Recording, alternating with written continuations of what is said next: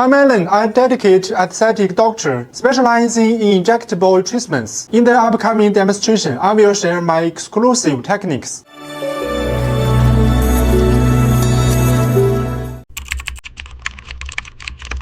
As we can see, our model has little bit asymmetry issues with her face. The sigmatic bone is slightly higher than on the other side. So we can use hyaluronic acid to adjust the control asymmetry first.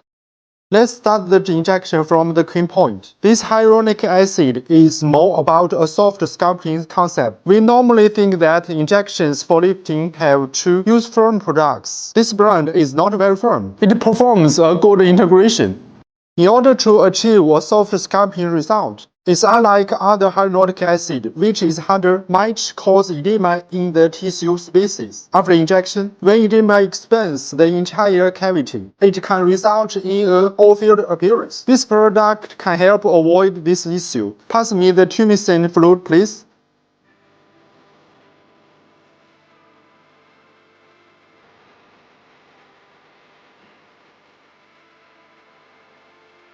Here, if we want to make the zygomatic bone look slower, we need to perform a lift at her auricular base, then shrink her zygoma.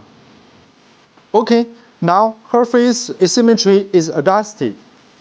Let's start the injection demonstration part. First is the tightening of the temple area, midface and perioral areas. We only need to use one syringe of Ellansé per side and perform a mesh-like collagen injection. Okay, let's make an epidermal opening first, then injecting in tumescent fluid to pre-detach the subcutaneous fat layer. It will create a very precise layer for fillers. Then we need to create injection points around the chile. A point for the jawline and also where the middle wrinkles is.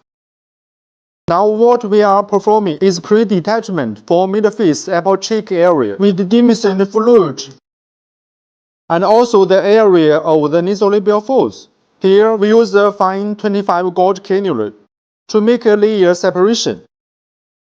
Our first step, the layer separation of the main areas, has been successfully completed. Now we are having a very plain and smooth mask layer that allows us to perform a collagen mesh tightening injection. For the next, we will still use the fine 25 gauge cannula to inject. This ensures each Ellansé injection is even and linear. We highly recommend using undiluted Ellansé solution for injections. This maximizes the stimulation of collagen rejuvenation by PCL microspheres.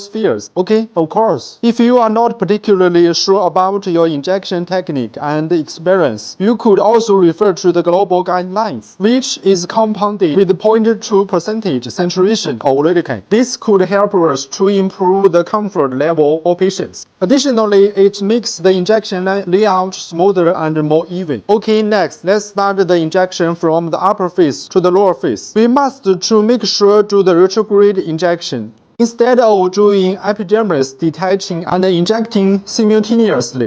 That's incorrect. Next, let's do the tightening of the apple cheek area on the middle face. Then will be the chin and baby face area.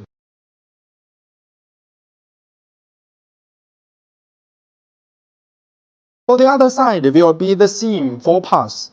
One is our temple area, to make it tighter and more lifted. There also will create a tightening effect on the outer contour. Then is the tightening of apple cheek area and nasolabial fold. First of all is making opening just like we did before. Use tumescent fluid for pre-detachment of the mask layer. Start from the temple.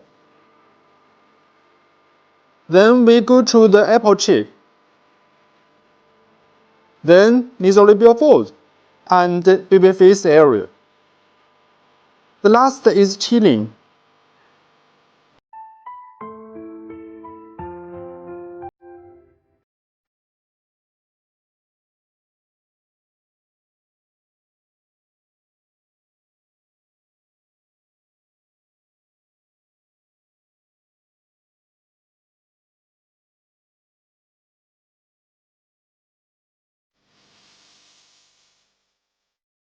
The face is lifted up and looks smaller, and the facial contour becomes more defined. Previously, your face might have appeared narrow in this area. Without using beauty apps, looks thin and long.